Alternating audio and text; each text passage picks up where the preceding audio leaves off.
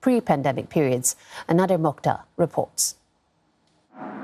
Bike operators like these receive up to 300 reports of damaged and vandalized bikes every month, and it's taking a toll on their resources. This bike even has a personal lock attached to it. The staff has given me a chance to try cutting it myself. I wasn't very good at it, but it did give way eventually. That's what bike-sharing providers like Anywheel have to deal with. They're seeing up to 20 such cases of bike hoarding each day. All these are putting a strain on their operations. All these damages that we're facing in Singapore, it is actually affecting the business quite a bit in front of our profitability. The company hired 3 more mechanics in the past year from 2 previously and spends around $8,000 on repairs each month. That's more than twice of the amount before the pandemic. We've already seen a lot of pictures or videos of people trying to sit on the front basket, and that puts a lot of weight onto the front fork, and hence it starts to bend, and eventually under pressure it starts to crack like that. And so that's really, really dangerous for riding. People have been sawing the frame off. You can see it's a nice sawed off area. So this also becomes part of the huge damage that we have sustained. But it becomes a huge eyesore to us. You have the spray painted bicycles, so all this, when people try to privatize it to become their own.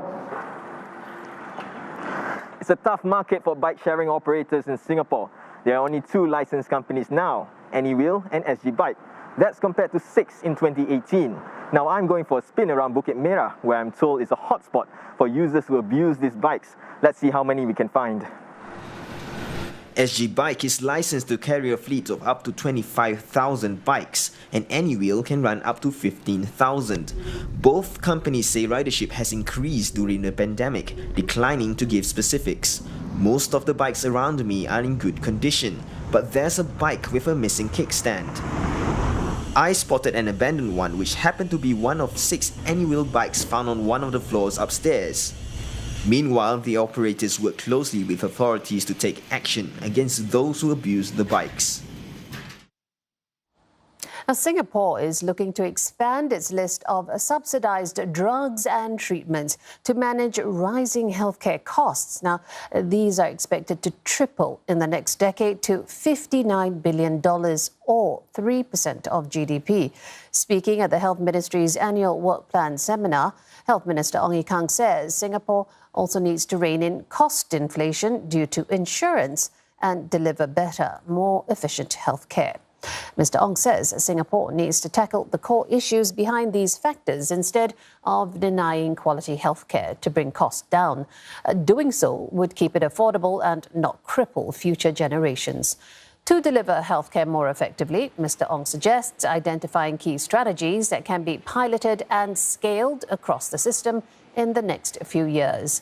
These must achieve goals of utilizing primary care providers such as GPs and polyclinics more, as well as engaging long-term care providers such as pharmacists and community nursing. The idea, he said, is to ease the load on acute care hospitals and channel it to community settings. It's hoped that patients will benefit from less hassle, better access, and at lower cost. 38 people are being investigated for breaching COVID-19 regulations at illegal public entertainment outlets. They include several teenagers. Police raided 2 places during the current period of heightened alert, which limits social gatherings to 2. The first case, about 2 weeks ago, 9 people were found drinking alcohol and socializing in an industrial unit along Jalan Besar. Public entertainment and liquor were believed to have been provided illegally. Karaoke equipment was seized. A 27-year-old man, believed to be the operator of the unit, is being investigated. A week later, police found 29 people, with the youngest aged 14, involved in similar activities in an office unit along Paya Lebar. 4 males between 15 and 18 years old were arrested for suspected drug-related offences. The 15-year-old is believed to be the operator of the unit. Those found guilty of providing public entertainment and supplying liquor without a licence may be fined up to $40,000.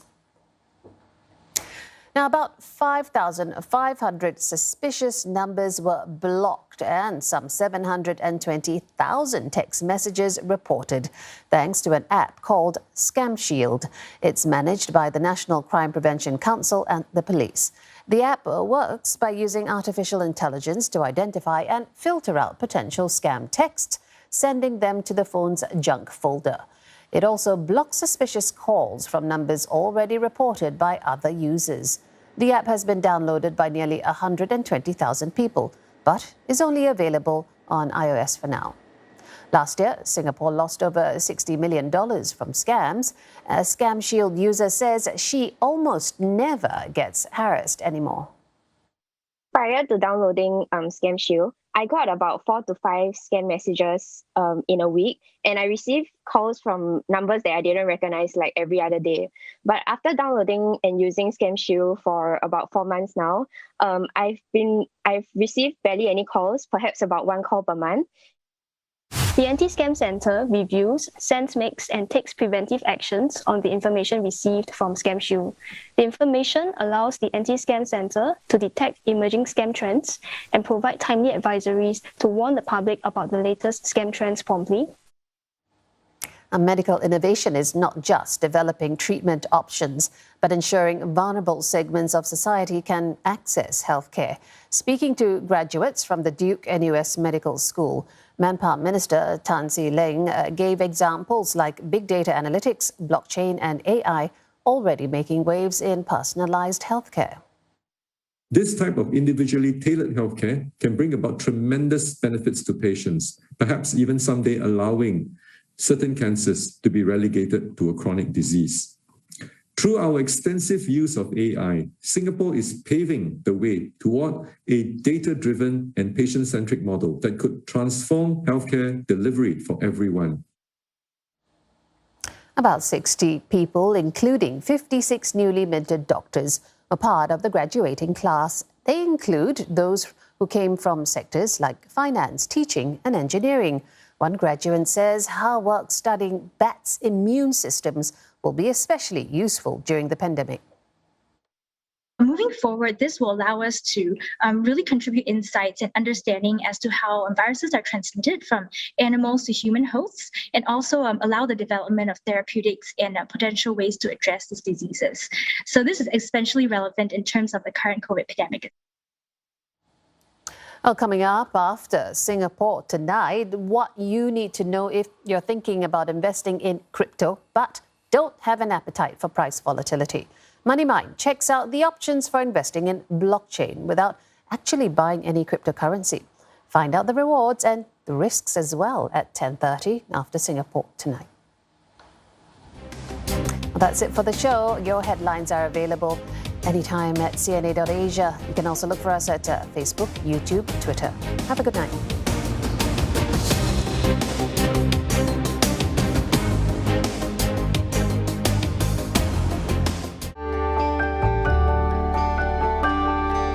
Look forward to brighter skies. The weather, sponsored by Qatar Airways.